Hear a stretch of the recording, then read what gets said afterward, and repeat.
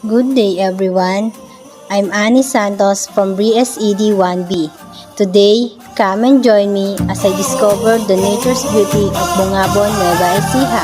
My travels begins at Villa Lisa Resort located at Barangay Kalaanan, Bungabon, Nueva Ecija.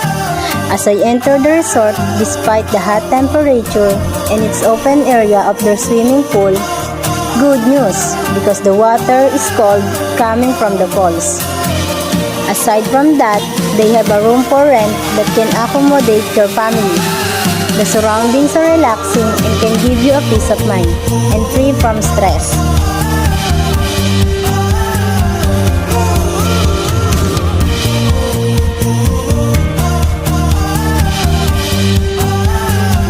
Our next destination is Labi River that is famous not only in Nuevo Ecijano but also to the nearby province.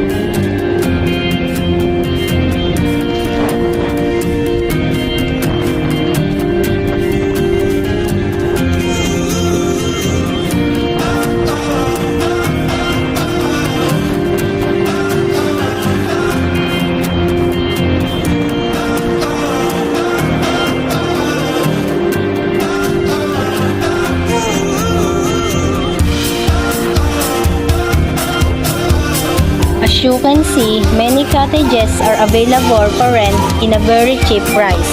If you are looking for a place to relax, to beat the heat, Bungabon, Nueva Ecija is a must-visit destination that you can add to your travel list. It can relieve your stress and freshen up your mind and soul. Thank you.